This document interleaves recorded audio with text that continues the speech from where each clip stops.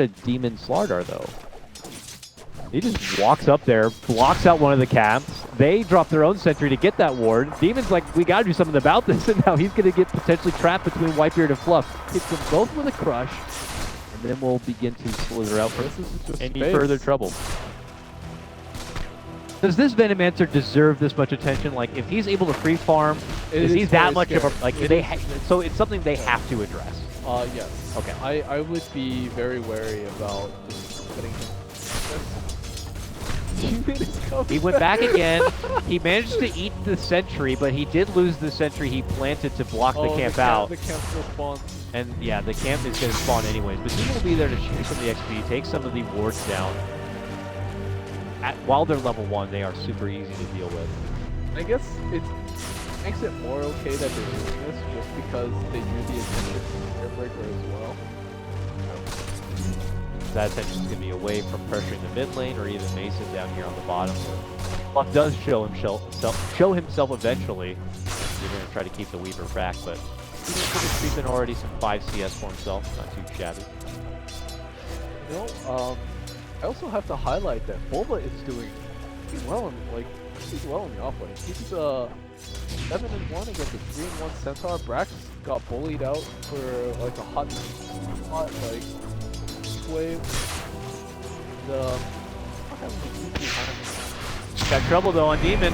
Still messing around with Whitebeard. Fluff will charge into him from the south. Even doesn't seem to see it coming. And we'll end up going down. He's trying to make his mark though and disrupting the Venomancer and drawing attention to himself as much as possible. And we'll be successful there, but yeah, as you mentioned, right now top CS is mostly going to Onyx at this point. Even the Storm Spirit left it to the Sniper's 9. Does this end up falling out of his favor as time goes on, though? Does it get better for the Sniper, or do you think this is a great head start for the Storm Spirit? Yeah, from levels like 3 to 5, the Sniper has a pretty good advantage. But for the most part, if it's played correct,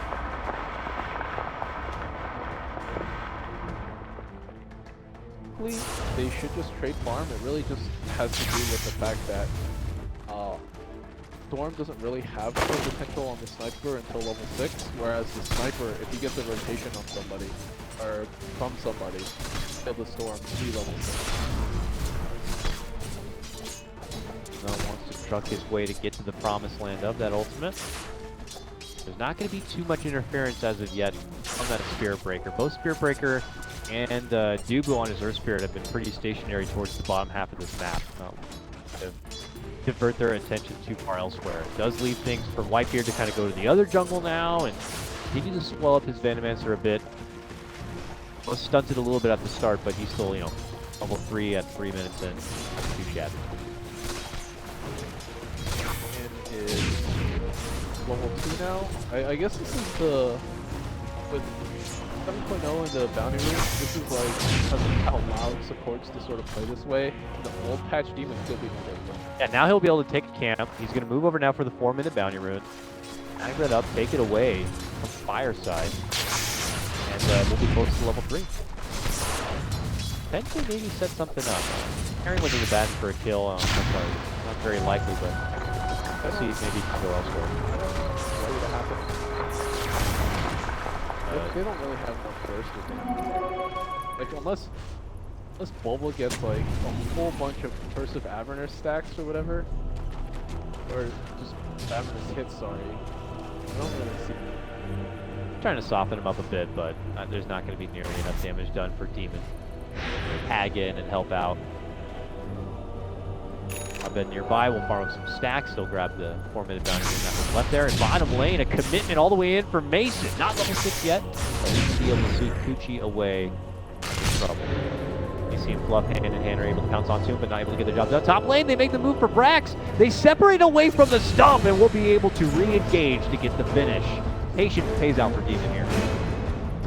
Oh, they actually managed to get that kill. I guess they little rats lower. Yeah. Demon had been pretty much off the map, like off the radar for most of all those games, so you can't really, in Brax's position, have a good guess as far as who's waiting there in the outskirts. He has one ward, it looks like, but it wasn't covering the patch of where Demon was, I guess. creep himself too far forward to be punished for it. Bottom, Mason. And up in arms with TC and Fluff. Well, Gucci after any further trouble. Demon already looking to go for his next move. Yeah, mid lane. Level 6, Abed jumps in with Jubu, with Demon. Will crush the little bearded guy. This is really exactly what happens here. They have to move their lanes. I feel like if Fire hits a pretty good timing with Mine, there's nothing really Onyx. They have to be Mine instead. How do you think TC's Lone Druid builds up in this game? We've been seeing, Mason in trouble? Oh, he'll get the time lapse off, but that was a little too close for comfort. But for TC, his build up here, we'll see players like Moo on Complexity still go back for like that Radiance build up. Is TC going to be looking to do the same? He's going to be looking to try to stay alive though. Demon steps in, this comes after the rolling boulder, a crush and a boulder smash, all timed nicely, but still, with the Stampede coming out, it's not going to be enough to get the finish on the TC, and now stepping in is going to be Fluff and Whitebeard, shaking it up on the Demon. They hit him with a bash, he's going to be forced to rush within the trees. They're trying to block him with the ward, but he creeps around the corner, now heads straight down to be able to make his way out. Will poke him, but takes him back, takes it away. Back to your original. Yeah.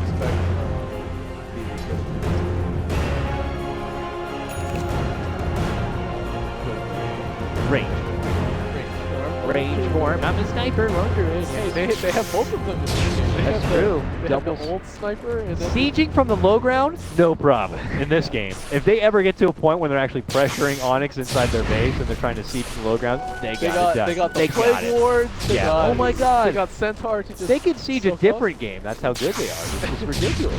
But you got to get there. Gotta get there. We'll see if Onyx is going to be able to bulk up enough to kind of move through those front lines. But does that add even extra pressure on someone like Brax and Fluff to be those front lines to divert attention away from the power hitters in the back?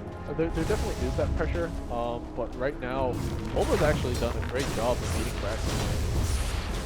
Is the Abaddon factor, Right now, they surround Fluff. Whitebeard steps in, dishes out the Poison Nova. This is going to be possibly some trouble for Bulba. He has to rush out and away. Demon eats a lot of damage, and he's going to be certainly going down. Whitebeard will get the last kick there. Rushing on forward. Mason makes the rotation from the bottom lane. He's going to be forced to go for the time lapse. Rushes back and away. Fluff engaging, moving in with the charge. Will bump him back. Mason will be able to get the finish, but they are going to stop him. It looks like here, a snipe, a poison. Is it enough? Tucci again? Runs for his life, 2 seconds, he'll have 3 wand charges. Doesn't matter, he gets taken down. Killing spree for Whitebeard. Venomancer, long-winded engagement in the top lane. Finally conclude. Onyx, I don't know, maybe a bit overzealous, maybe a bit excited finding under the tower.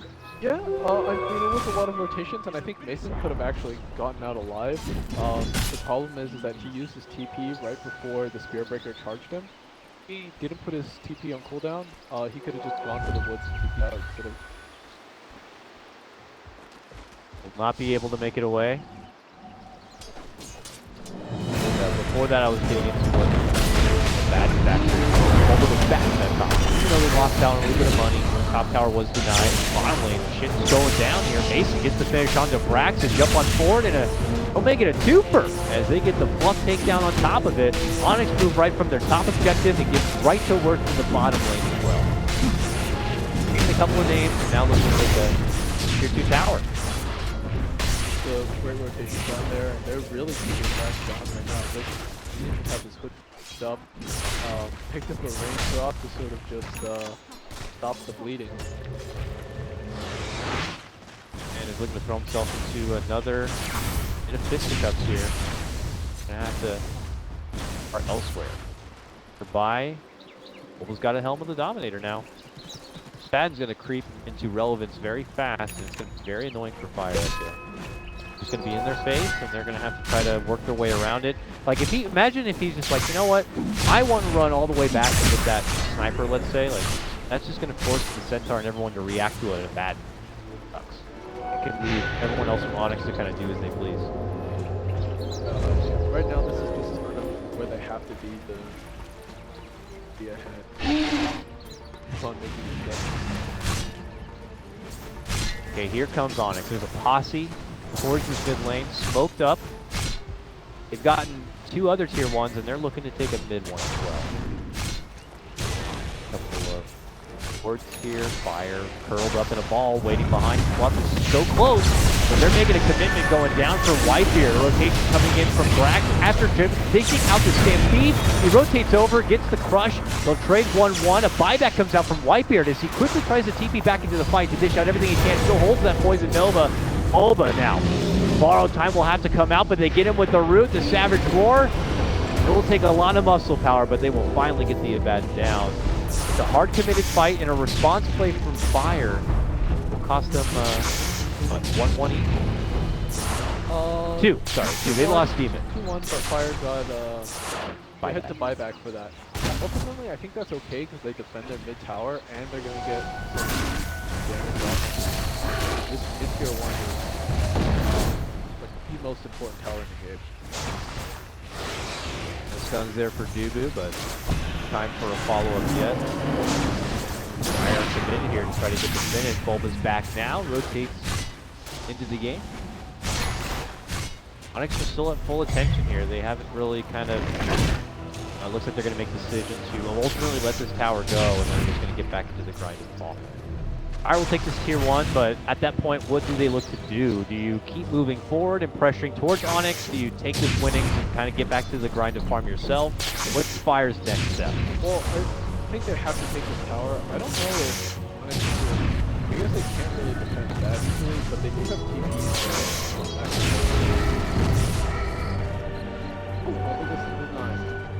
Alright, nice take back there for Onyx, and Fire, peace out. With bottom lane, Abed will be able to quickly snag up the arcane room right in front of Fluff.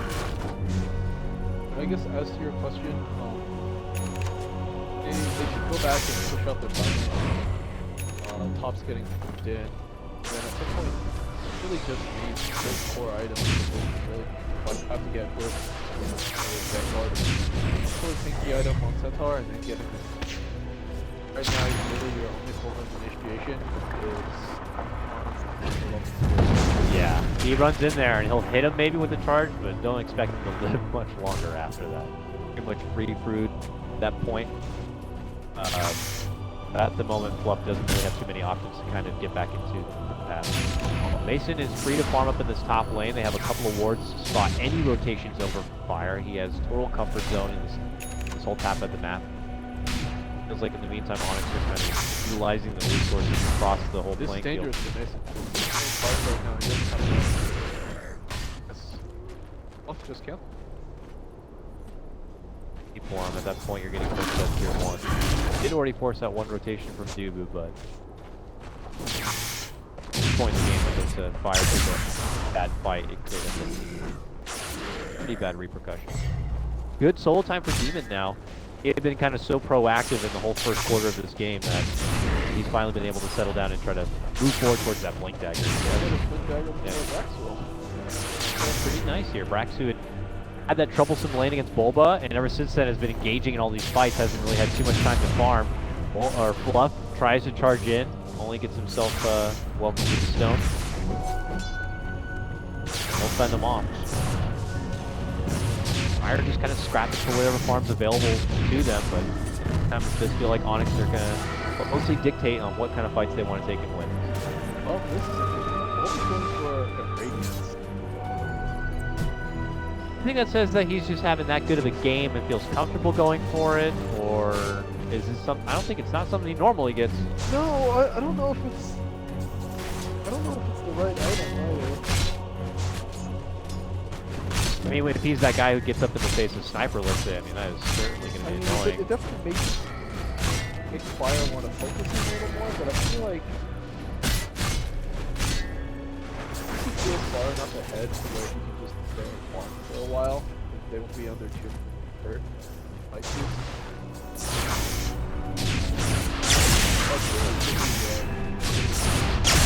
Well, he hasn't fought any parts. It's a hard thing. Yes, because I'd imagine they want to fight sooner than when the Radiance is going to be done. I mean, do you think they're having this Blink Dagger? Wouldn't getting a Blink Dagger on Slaughter mean let's go fight? Yeah, exactly. Yeah. So I feel like you should be getting items that can be your fire. radiance, have about like 4,000, 5,000 gold that's not doing anything until he gets the radiance. He could be getting something like a Vlad's for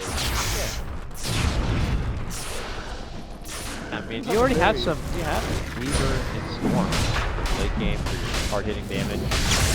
What's gonna help Duke? This guy's broken still. Well, I'm talking broken still. I don't want to really get the fluff, but for Ember or Earth Spirit, it's kind of positioning the game.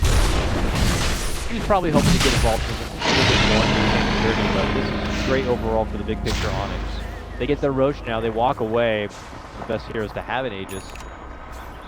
Abed will be able to pocket it up. 12 charges of Bloodstone. Onyx are ever evolving here. Can't help but look at the side of fire and see what they will have potentially to respond to it. TC has a Dragon Lance, let's say, and he's building up towards a Maelstrom. The damage is slowly coming together. A Shadow Blade will be the choice for Brink. Is Sniper too. They just gotta wait for Brax to get his dagger before they can make. Oh, he missed.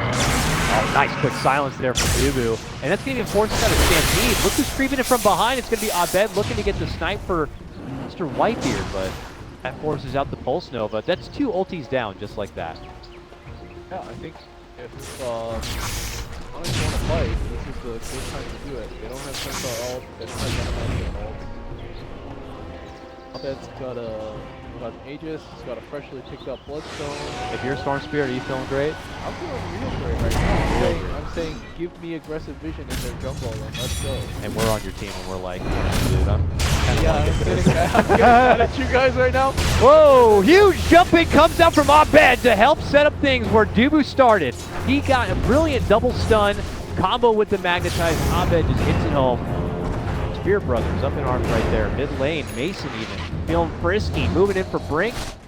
Stopping him up a bit and will quickly time-lapse back out. Right, Onyx strike right away. I believe that was also the debut of Demon's Blink Dagger. Yeah, and Brax's Blink Dagger gets stepped back even more. He was so close. He's so close right now. That's tough. And Onyx are like, we got an Aegis. We're moving to tier 2 territory. To start constricting Fire's ability to farm around the map. It's just like what I was saying in the draft. Like, what do you do when you're Spear Breaker at this point in the game? It's just like, I wasn't able to be that enforcer in the early game. Maybe you credit Demon for that, for being so frustrating around the Veno area. But now you're at that point where it's just so hard to be or roll. Yeah, initiate. Can't hit him. There's not a lot of moves that you can make just because, like, look at the other 4 heroes on it. They're all just farming. Even the Venomancer is farming. Sniper wants to get his own items up. Brax doesn't have a dagger yet. And Spearbreaker is that hero who needs a +1 to sort of move around the map to make moves with. Like a lone charging Spearbreaker, especially when you're on their farms. Nobody's scared of that. But if he has like one more hero in there, then it becomes hard. He doesn't have that. That's ultimately the problem. That didn't already feel like demoralizing enough. You click on Bulba's hero and you see he already has that Sacred Relic. It's like, what? If you're on fire and you look over and you see like, this guy's really getting a Radiance right now, and he is not far from it, that is really concerning. Well, I guess the silver lining is that Brax has finally got his dagger. Alright. Now, who can we use it on? I mean, we're already seeing Onyx slowly get a buddy-buddy system going together here. And a lot of them are hard to jump and take down as it is. I mean, I don't have to talk about Abed and how he's hard to kill. Stone Spirit could jump away, so you have to have the lockdown for him. Vargar has his sprint, Blink Dagger now, Weaver's Gucci, Dubu rolls away. No one here is easy. It's easy to kill. Yeah, they don't have... You have to get like a really well-coordinated stomp with the Silver charge and the strike. Definitely not easy. Fight's coming their way, though. I think we've had enough time spent on this Aegis. Onyx want to make a fight happen with it here. They come to the party in the top lane. They want it tier 2. Fire's pinging it out, but I don't think Fire are going to be defending it. Well, they should definitely just... It's a tier 2 tower. At this point, it's far enough, so it's like back enough, so it's not really worth the risk. Just on farming around the map, trying to get fun. Around the time period. it's also not the easiest for Onyx as well. They still don't have a great way to deal with Centaur Ultimate. Venomancer wards are still really annoying. If you do manage to get off a root on like the Storm Spirit or something like that, he dies.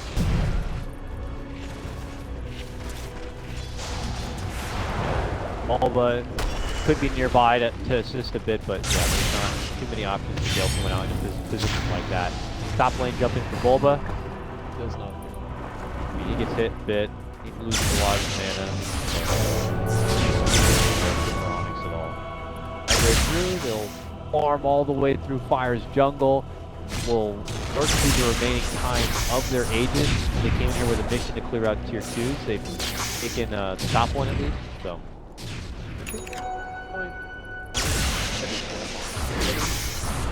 Really clear out all this vision. Until that ward expired, I actually have 6 people covered. They can probably spawn a little more aggressively. Have vision.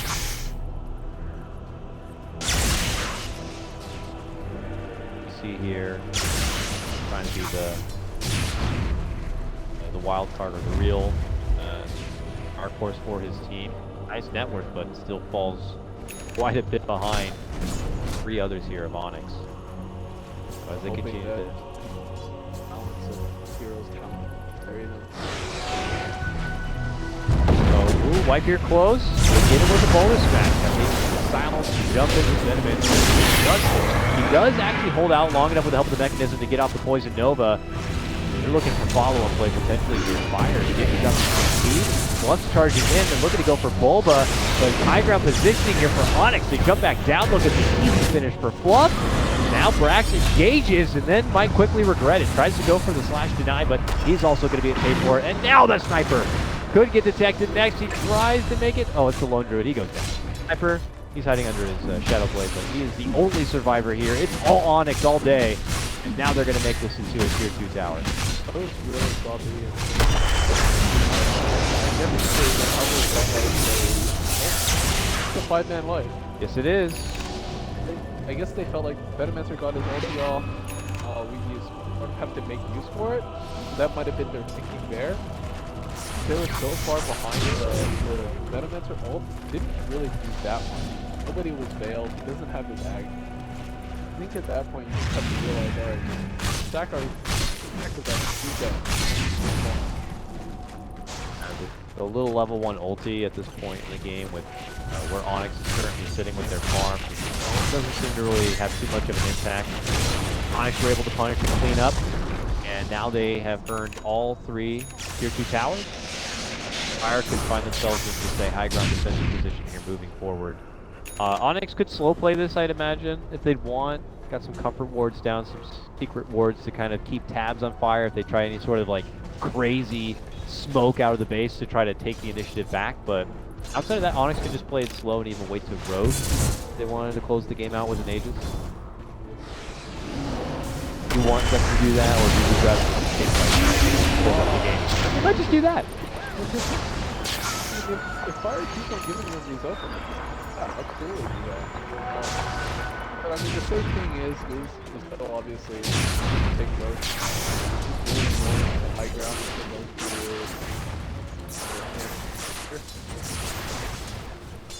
like it's much more comfortable to get up the ball. They're trying to go for Bulba. They see that Bulba's alone, they have that ward in their jungle, they see that they have a lot of space, but the demon's nearby, and they just shred through Brax. Who's the real offlaner in this game? My god. Killing spree for Bulba. No Stampede, no Centaur. This might be the timing that Onyx weren't waiting for to close things out. They'll just scoot themselves to the top part of the stage. On the tankiest hero in the game. Must have figured he was alone and somehow turned into paper. Man is all muscle then. A lot of death and afterlife. Whatever it may be, it's too hard to take down. Fire learn a hard lesson there, and they will be punished by losing their tier 3 in the base. I'll take their first opening and don't even do much more. Go back to the front. Not really anything a decent amount of pressure right now. And still wait for Boba has a dominated creep in the pit, so they'll know what wants. So, Charlie, you've had the benefit now of seeing Complexity take on fire, right? The last game? No, it's Oh, you're right. I did MP. Yes, that's right. MP versus is GG. And I did Cole versus Wheel.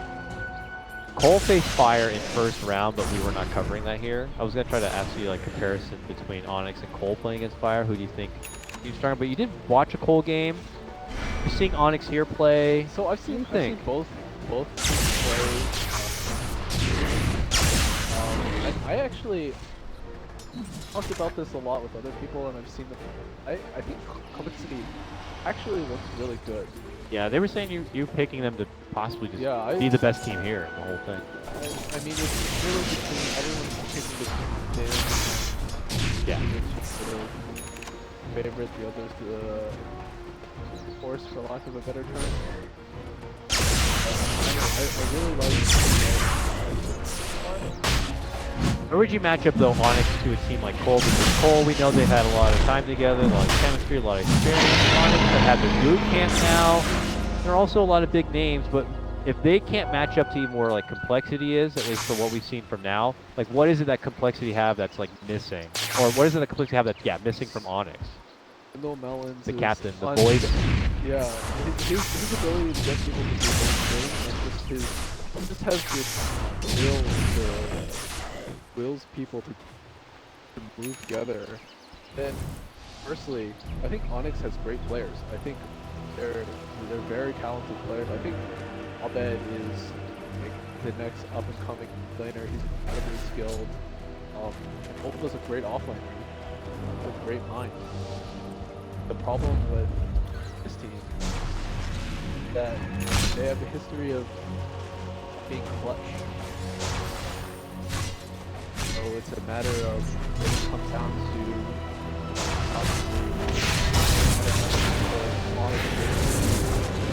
the choke.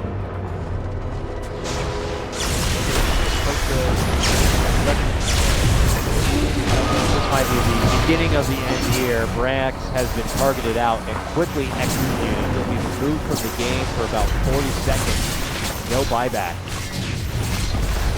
Wolba continues to go to work, eating away onto the rack, even on the other side. They're going to make the top commitment there for Brink. Will take him out. The sniper out of this one. Doesn't have a buyback. He's going to have to use it. Abed jumping back and forth. Gets the triple. Shredding through fire where possible. Finally, the Storm Spirit will be halted, but it's just going to be his first life. Looking to come back and finish what he had started. He jumps right back in for Fluff. Buzz cuts his hair. Goes for the next one. Whitebeard's next. Let's shave this guy. This is it, man.